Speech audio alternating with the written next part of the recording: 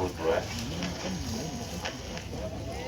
kwa idhini yangu na kwa idhini yake kwa mahali mliokubaliana.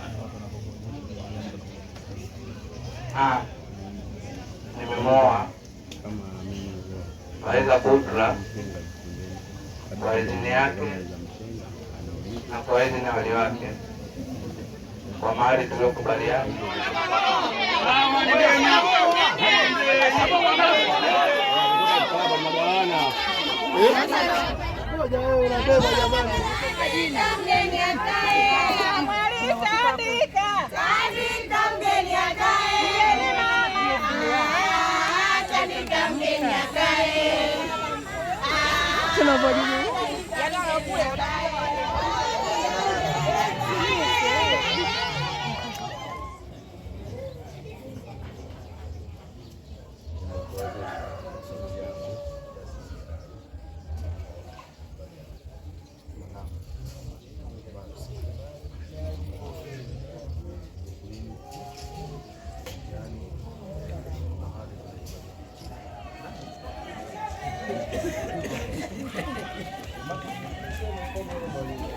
Kwa hakika tumekusanyika hapa kwa jambo la furaha.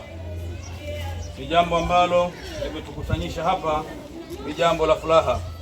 Lakini hii furaha ina makazi yake, ina masharti yake na utaratibu wake, namna ya kuidumisha ili iendelee kudumu katika hali na misingi iliyo imara. Mtume sallallahu alaihi wasallam yeye ndiye anasema an-nikahi min sunnatin faman raghiba an sunnatin falaysa minni. Ndoa ni mwenendo wangu na atakayeacha kufuata mwenendo wangu huyo si katika mimi. Maana yake kwamba hatakuwa ukaribu na Bwana Mtume Muhammad sallallahu alaihi wasallam. Lakini katika hadithi nyingine Mtume sallallahu alaihi wasallam akatuambia ndoa ni nusu ya dini. Kwa maana yoyote aliyooa tayari amekamilisha nusu ya dini yake. Sehemu nyingine ya dini yake yeye sasa anatakiwa adumu na kutekeleza hayo ambayo yanayotakiwa ili dini yake ikamilike, apokelewe salama mbele ya Mwenyezi Mungu Tabaraka wa Taala. Bwana Omari, leo wewe umeshakuwa mume. Kama umekuwa mume, kuna utaratibu wa kisheria ambao Mungu ameuweka. Sheria la kwanza, Mungu amekutukuza, anasema ar-rijalu qawwamuna 'ala an-nisaa. Hii ni sheria ambayo wewe unatakiwa ukaisimamie. Lakini hapa ndipo watu wengi tunapokuja kuvuruga. Inawezekana mwingine akaelewa vibaya namna ambavyo alivyosema Mungu kuisimamia ama kumsimamia mwanamke. Wengine wameelewa labda namna ya kumsimamia mwanamke lazima muendeshe kwa makofi, mateke na nini. Kumbe Mungu halikuwa hana maana hiyo kwa watu wengine walivyoelewa.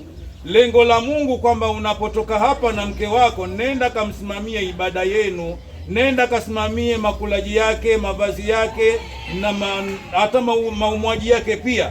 Lakini pia usije ukasahau ibada yake. Yale ambayo yaliyokuwa haramu usende kuyasimamia, yale yaliyokuwa halali ukayasimamia, na ukiacha kuyasimamia unapata dhambi. Lazima kwanza mtu ajifunze jambo ambalo lile analotaka kulifanya alijue vizuri kisha alitende. Leo hii ikitokea hapa shoti ya umeme lazima tumtafute fundi wa umeme. Maana yake kwamba akijitokeza mwingine akajifanya yeye anaweza kuunganisha, inawezekana kabisa kuna 75% ya kupata shoti, akapigwa shoti akaenda akafa au akadhurika kwa namna nyingine. Kwa sababu gani? Kaivamia jambo ambalo yeye hana elimu nalo. Lakini yule ambaye atakayefanya kwa elimu yake, maana yake huyo atalifanya kwa utubu. Na hii ndoa pia ipo hivyo, kwa sababu tunajisahau tu. Lakini tunahitajika kabisa kujifunza ndoa, kila mmoja akajua haki zake, akajua haki za mwenzie pia, na mwenzie akajua hivyo na za kwake pia. Tukishafanya hivyo, maana yake hawa wawili wakaenda kukaa pamoja, kila mmoja atachunga haki yake. Hapo. Unaanza na hiyo. Changanisheni. Ongea kwanza hiyo. Ah, hii hapo jaje hizi hapo hizo. Wekeni zote pamoja. Hizi hapo. Wekeni zote pamoja. Afu msikunje jamani. Ah, hizi hapo hizo. Anaongeza bwana harusi. Ah, hii hapo hiyo haya.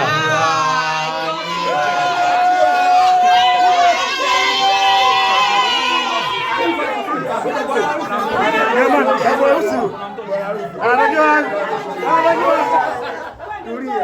Ngoja ingie mwana. Shangazi pita basi, kamwangalie ndo mwenyewe mkweo. Jamani mpisheni shangazi apite. Mpisheni shangazi apite jamani.